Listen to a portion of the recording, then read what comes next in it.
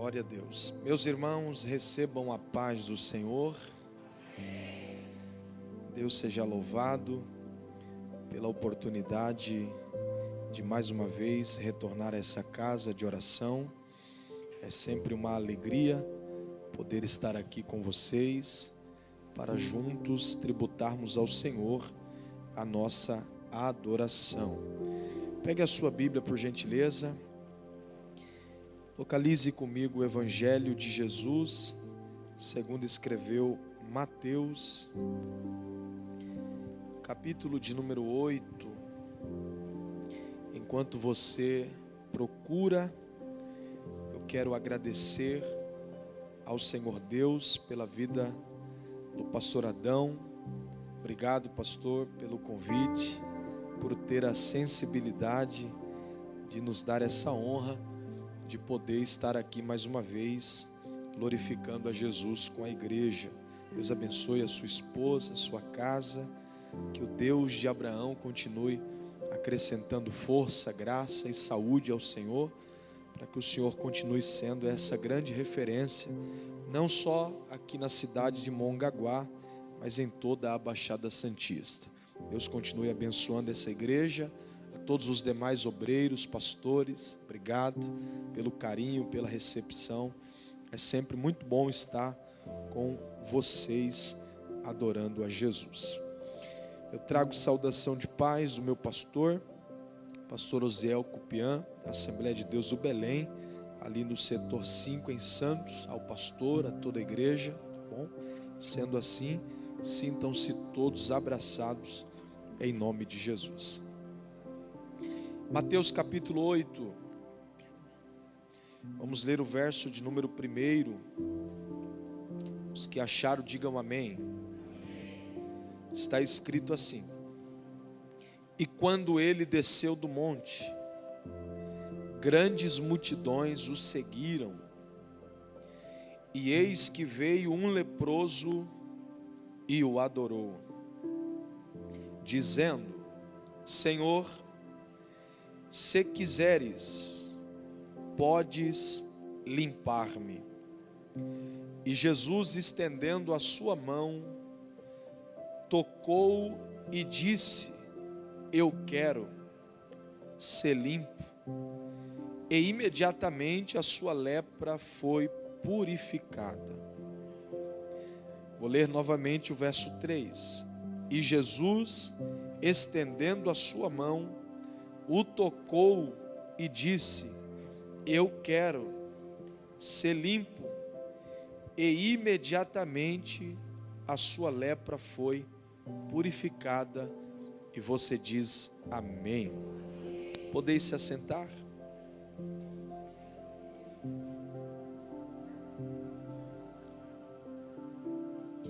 Queridos, todos nós que lemos, estudamos e meditamos na pessoa bendita de Jesus Cristo, mediante a sua palavra, logo nós perceberemos que a vida de Jesus, em todo o tempo do seu ministério, ela foi marcada por muitos milagres.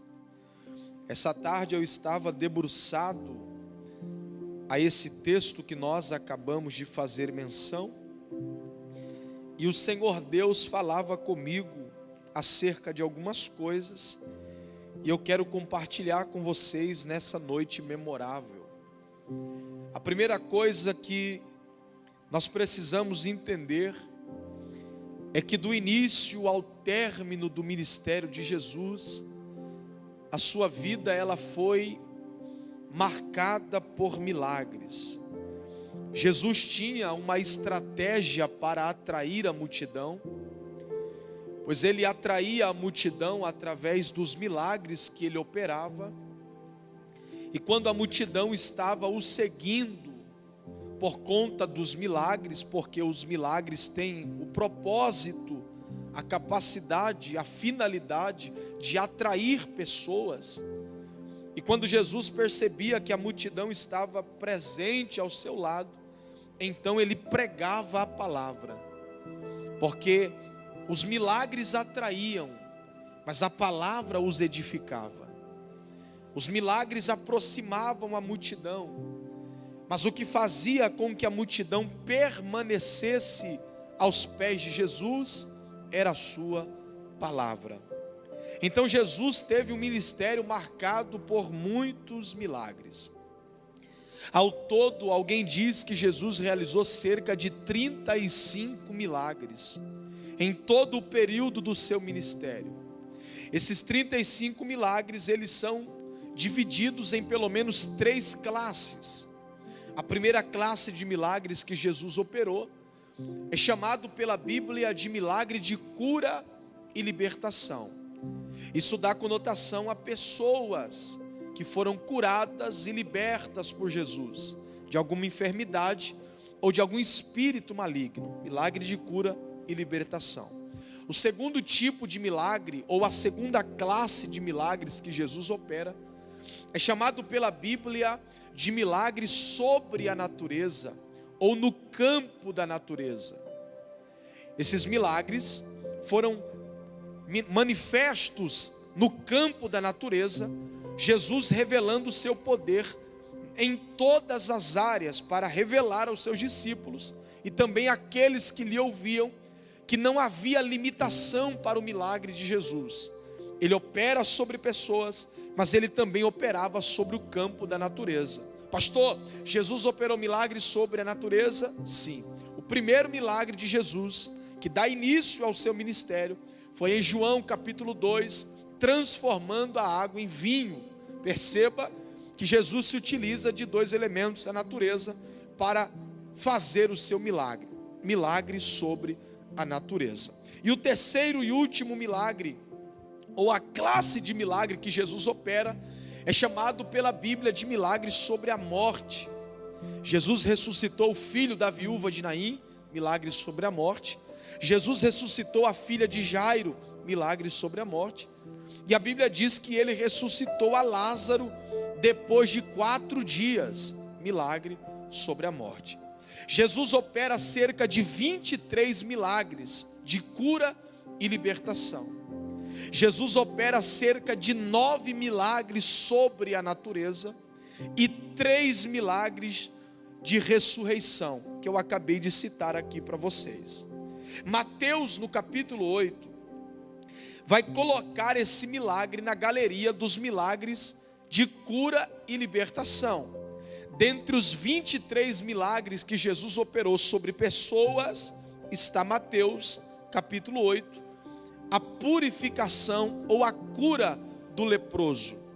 Jesus está terminando o seu sermão, pois a Bíblia diz, no capítulo 5, Jesus vai falar sobre bem-aventurados que choram, bem-aventurados pacificadores, bem-aventurados mansos, e Jesus continua o sermão da bem-aventurança.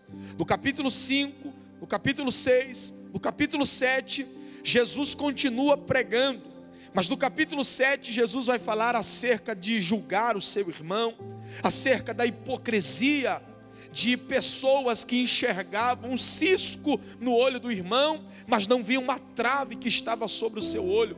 Jesus vai pregando, e a Bíblia diz no capítulo 8, que quando ele termina de pregar, com tamanha autoridade e ousadia, e quando Jesus desce do monte, a Bíblia diz que uma grande multidão o seguia.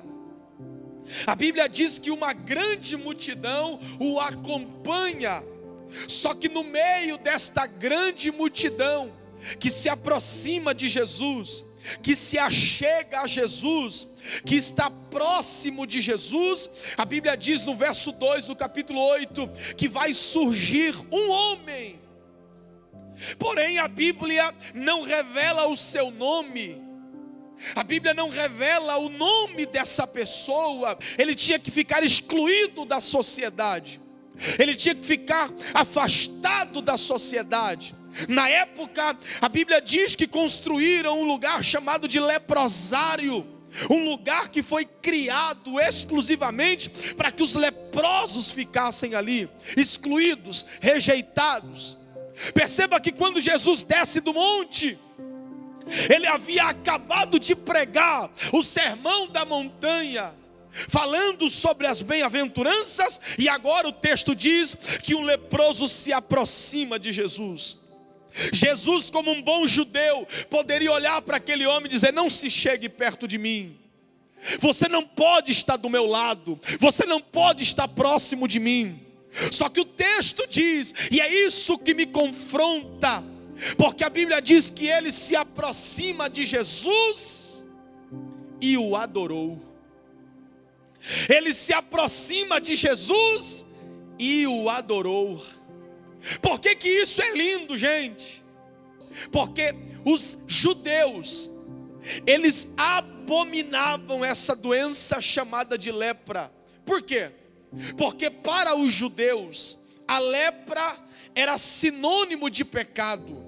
Porque segundo Levíticos, capítulo 14 e 15, todas as vezes que Israel pecava, todas as vezes que o seu povo pecava, Deus feria o seu povo com lepra, como forma de punição, como forma de reprovação. Do mais excelência que nós, a adoração dos anjos, a adoração dos arcanjos, querubim, serafim, todas elas são muito mais perfeita que a nossa adoração. Só que tem um detalhe: Deus recebe a adoração dos anjos? Claro que recebe. Deus recebe a adoração dos serafins, dos querubins? Claro que recebe. Dos 24 anciãos? Claro que recebe. Só que tem um detalhe: qual? A adoração de nenhum desses seres espirituais tem poder de tirar Deus do trono. Deus recebe, mas permanece sentado.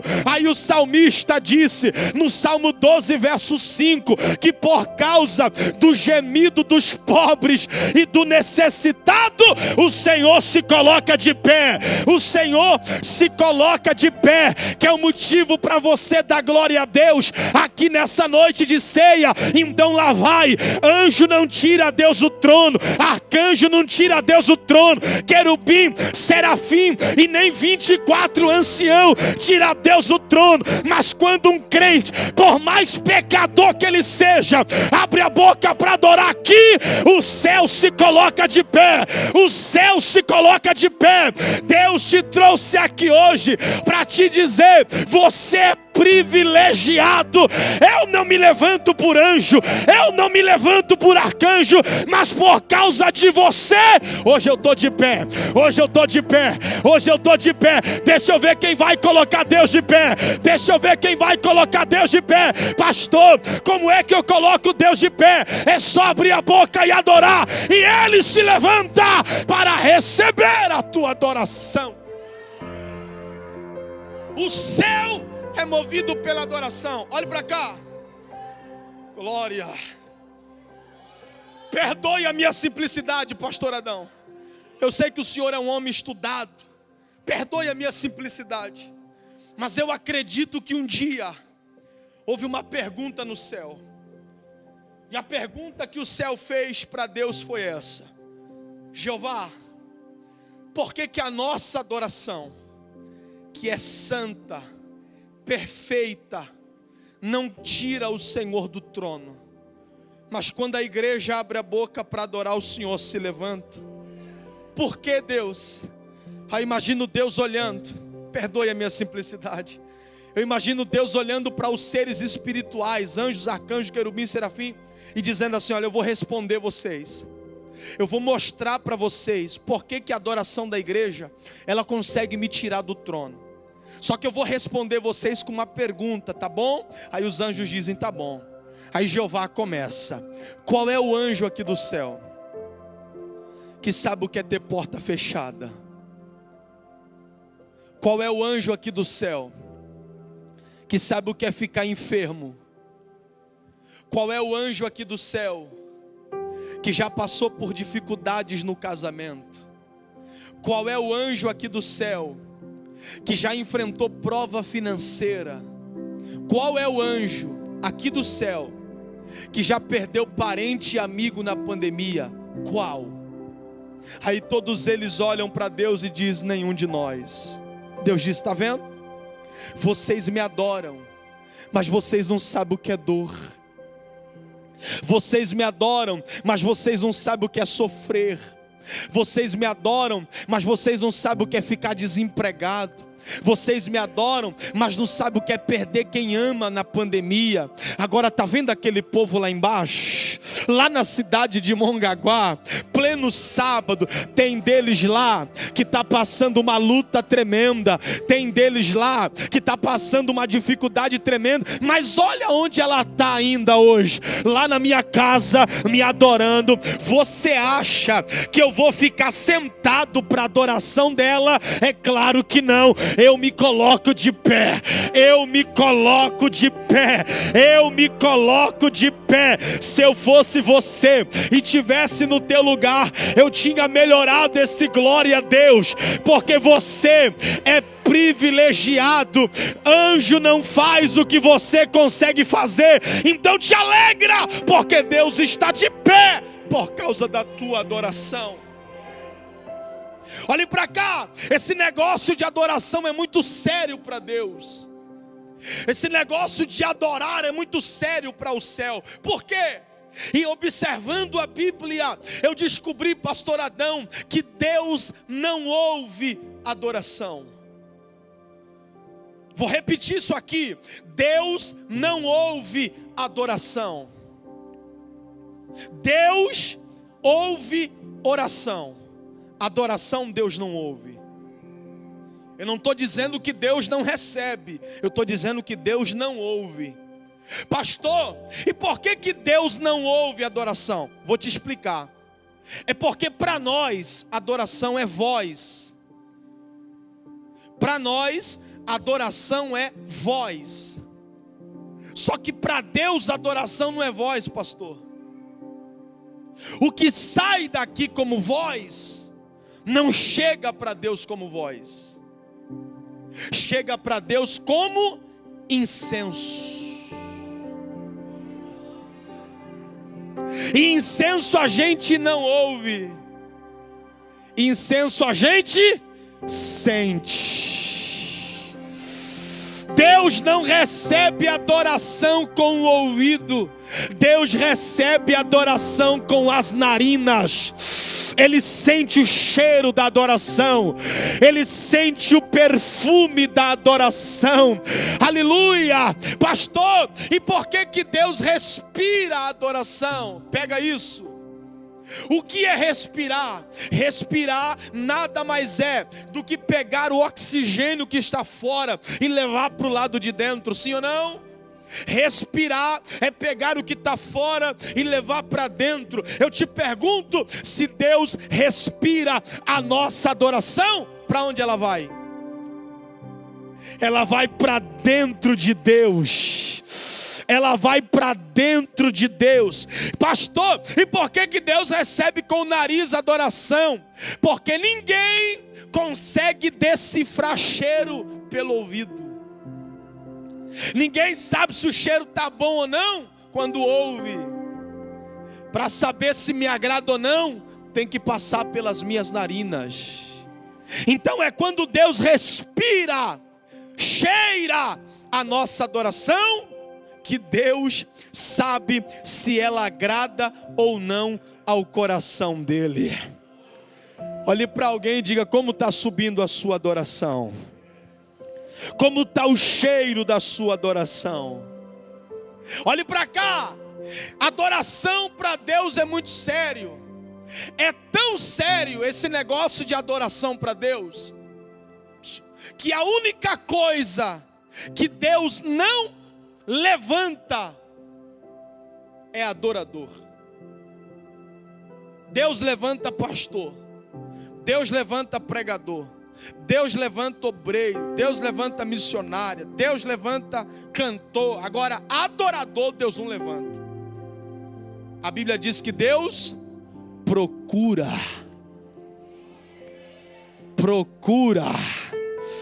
Eu não nasci pregador.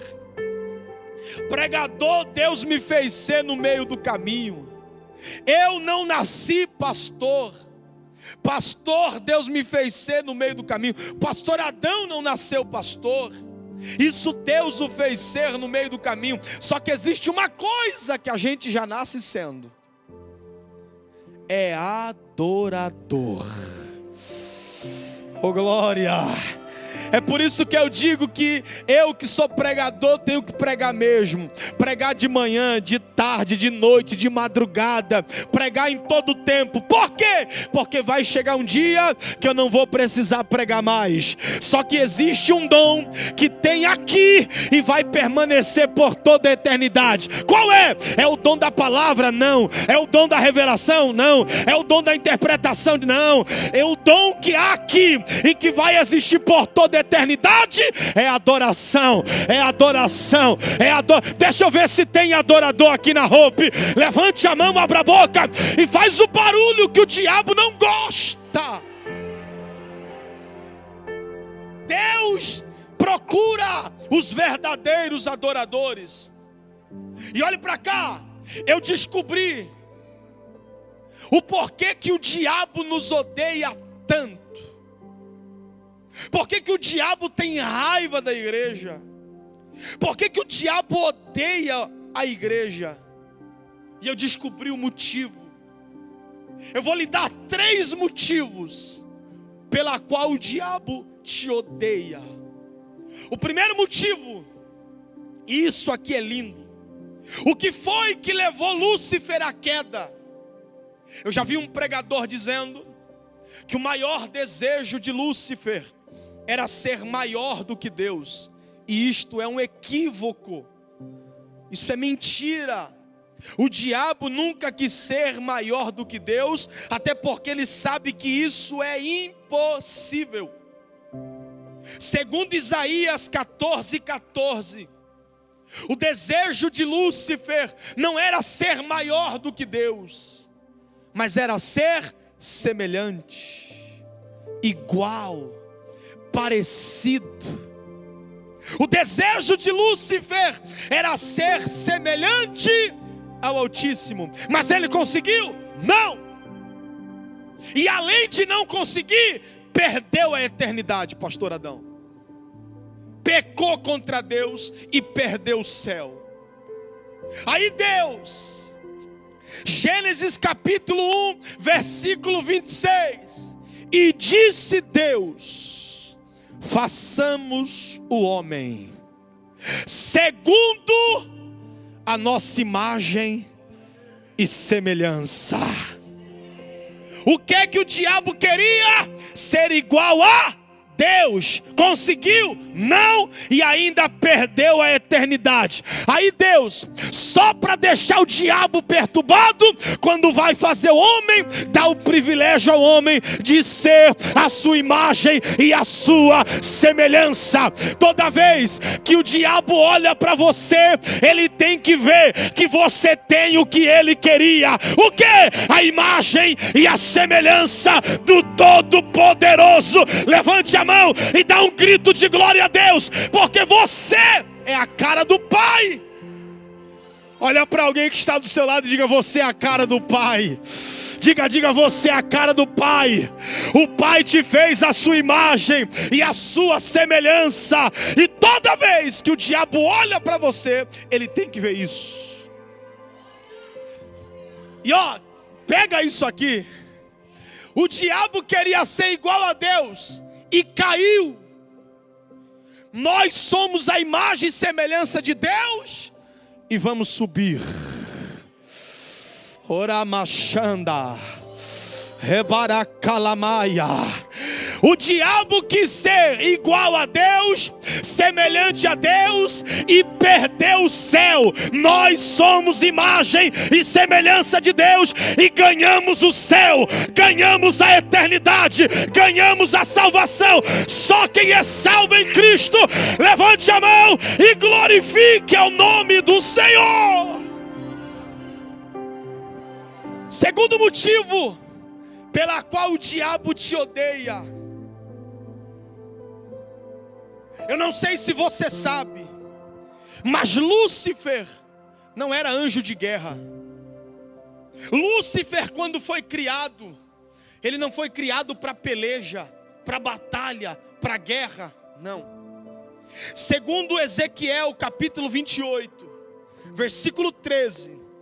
Olha o que a Bíblia diz: estavas no Éden, jardim de Deus, toda pedra preciosa era a tua cobertura, a sardônia, o topázio, o diamante, a turquesa, o ônix, o jaspe, a safira, o carbúnculo, a esmeralda e o ouro.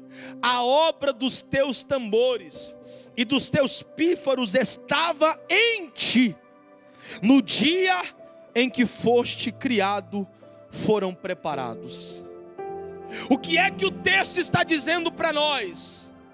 Que no dia que Lúcifer foi criado, foram criados nele, todo tipo de pedra preciosa. E dentro dele, em ti, o texto diz que foram criados os pífaros, tambores, ou seja, instrumentos musicais. Há um pregador pentecostal que diz que quando ele andava, saía som de dentro desse ser, porque ele foi criado exclusivamente para adorar a Deus, exaltar a Deus, glorificar a Deus. Ele era um anjo de luz, a estrela da manhã. Há quem diga que era ele quem ensaiava o coral celestial, o maestro da eternidade. Ele conhecia o poder da adoração. Só que porque ele pecou em querer ser igual a Deus, além de ele perder o céu, a eternidade, ele também perdeu a essência da adoração, pastor. E para quem Deus deu? Para você. Quando ele peca, Deus tira dele a essência da adoração. E aí Deus, glória, vai criar o homem. E o texto diz assim, ó: e soprou Deus nas narinas do homem. Essa palavra sopro ali no hebraico é nishmaraim. E essa palavra nishmaraim no hebraico, ela significa fôlego de vida e essência de adoração. Fôlego de vida e essência de adoração. Não são duas coisas separadas. Fôlego de vida e essência de adoração são coisas ligadas. Por quê? Porque uma leva a outra. A vida e a adoração estão ligadas, pastor Adão. Não há adoração sem vida, e não há vida sem adoração. É por isso que o salmista, entendendo isso, ele disse: todos que têm fôlego, louve ao Senhor. Porque vida e adoração são coisas ligadas. Então, quando o diabo peca contra Deus, ele perde o céu e ainda perde a essência da adoração. Deus dá ao homem, e toda vez que você diz: hoje eu vou para o culto adorar a Deus, pode esperar que o dia vai ser tribuloso.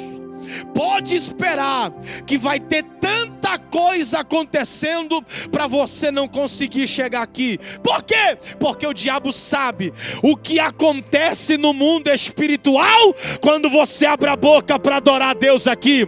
É por isso que ele tenta de tudo, de todas as formas, usando vários tipos de situações para você não conseguir chegar. Mas hoje ele perdeu. Por quê? Porque você chegou, está adorando, está exaltando, e o coração do Pai está alegre com você.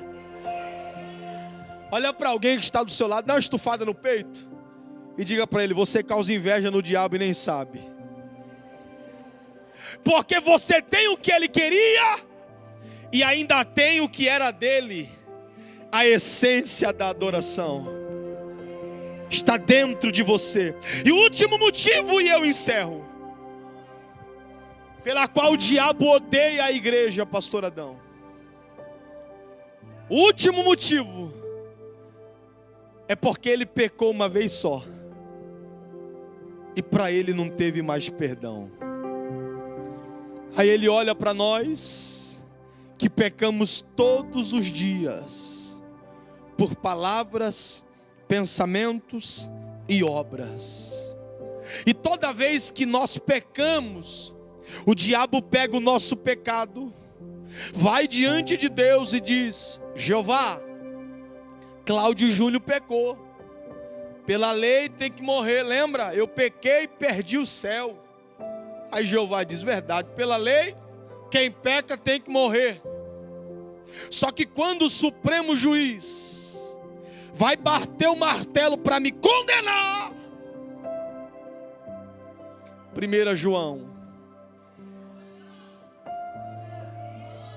filhinhos, estas coisas vos escrevo para que não pequeis.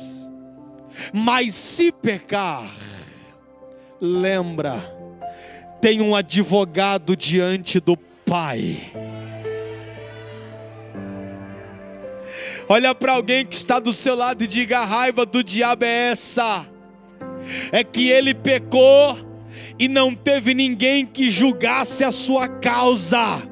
Mas toda vez que nós pecamos e o decreto de morte quer chegar sobre a gente, o nosso advogado se manifesta e diz: Pai, olha aqui a marca dos cravos da minha mão, olha aqui a lança que me foi transpassada, olha a marca da coroa de espinho, foi para esse momento que eu derramei meu sangue. Fala para Satanás: maior do que o pecado do Cláudio, maior do que o pecado da Maria, maior do que o pecado do João, é o sangue do Cordeiro que já nos lavou, já nos purificou de todo o pecado. Quem pode adorar? Só quem já foi perdoado. Olhe para alguém que está do seu lado e diga: nenhuma condenação mais há. Fala para ele: nenhuma condenação mais há. O preço já foi pago. Ele já te lavou, ele já te remiu, ele já te purificou. Toda vez que o diabo quiser jogar teu pecado na tua cara, joga o sangue do Cordeiro na cara dele e diga: Satanás, maior do que o meu pecado foi o sacrifício de Jesus lá na cruz, no Calvário. Quem pode adorar? Fica de pé comigo se você pode. Oramachanda, Rebarace de Calamaia. Eu estou sentindo uma graça de Deus envolvendo este ambiente. Alguém entrou aqui com sentimento de culpa. Eu sei que você pecou, eu sei que você errou, mas não deixa o diabo te acusar, não deixa o diabo colocar nenhum jugo sobre a tua vida. O céu está dizendo: o sangue do Cordeiro já te purificou. Abre a boca para adorar ao Rei da Glória. Oracalamaia. Ele já te perdoou. Ele já te perdoou. Diga para alguém que está do seu lado: maior do que o teu pecado é o sangue que te lava, é o sangue que te purifica, é o sangue que te dá vida e vida em abundância. Feche os olhos por um minuto se você pode. Elei de Comanassaraia. Feche os olhos por um minuto se você pode. É momento de refletir. É momento de você fazer uma análise na tua vida espiritual. Calamachanda, Rebaracoma Nassarai.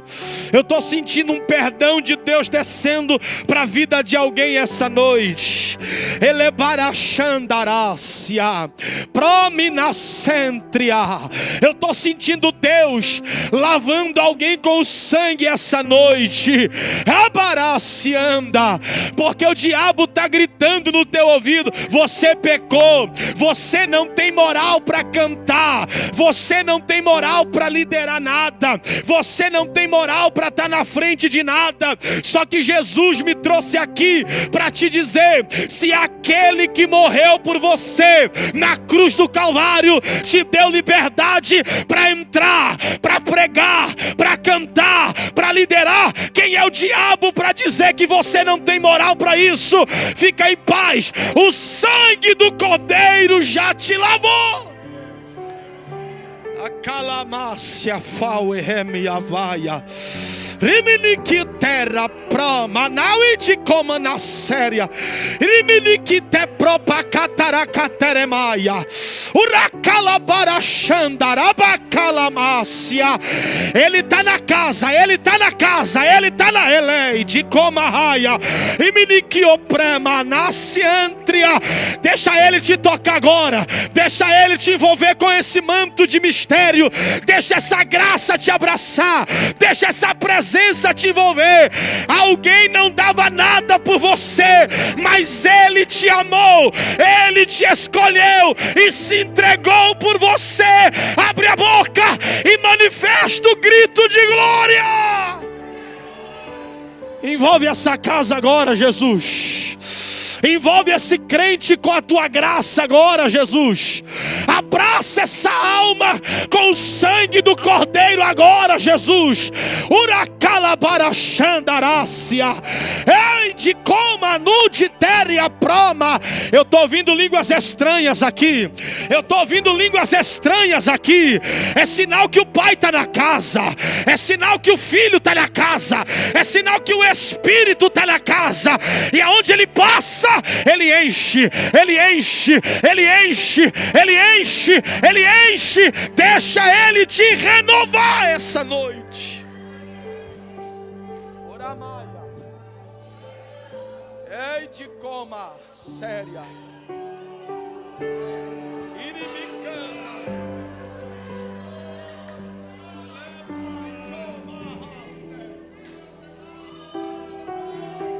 Isso, é o momento de você deixar fluir. É o momento de você deixar fluir. Tem crente aqui que o Espírito de Deus está me dizendo: você nem estava conseguindo dar glória a Deus, porque havia um sentimento de culpa sobre a tua vida. Mas hoje o jugo já foi despedaçado por causa da unção. Você está livre, você está livre. Abre a boca, extravasa na adoração agora.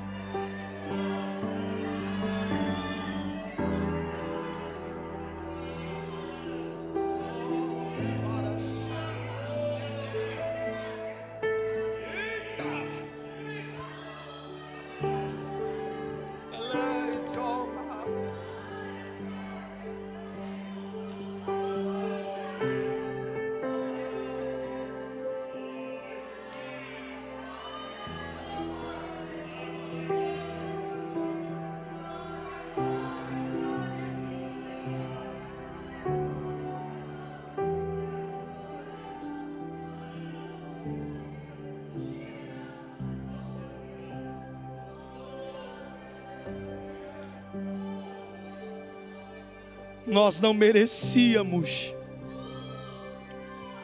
mas Ele nos amou. Nós não merecíamos, mas Ele nos abraçou.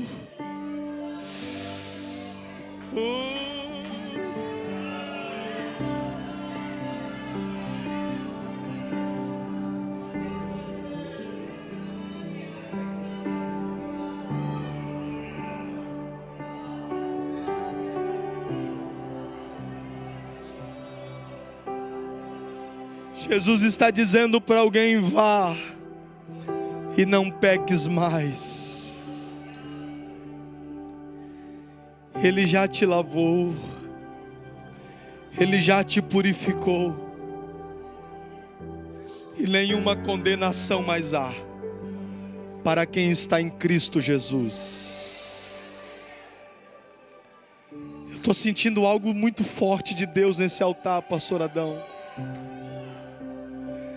Há uma presença que está abraçando almas abatidas essa noite.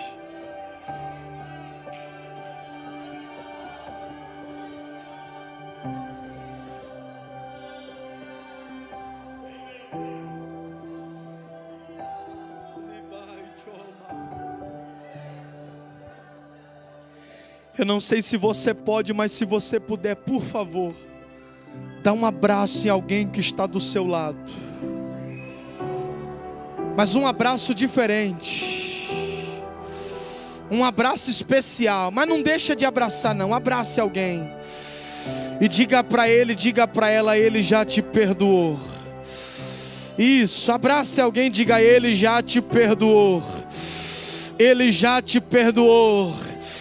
Fala para ele: maior que o teu pecado é o sangue, maior que o teu pecado é o sacrifício, maior que o teu pecado foi o sacrifício vicário de Jesus na cruz. Abrace alguém e diga: nenhuma condenação mais há, ele já te perdoou.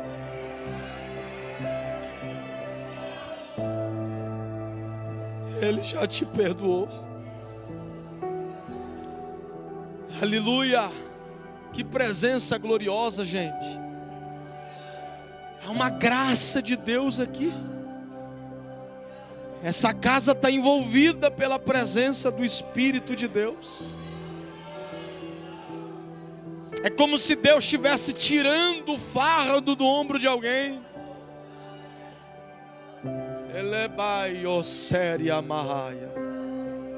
Pegue essa palavra e guarde ela no teu coração, para que você, assim como o salmista, não venha pecar contra Deus. O salmista disse: escondi, guardei a tua palavra no meu coração, para eu não pecar contra ti. Séria. Olha aí, ó. Jesus está trabalhando nessa casa. Meu Deus. Teremaxerabaia.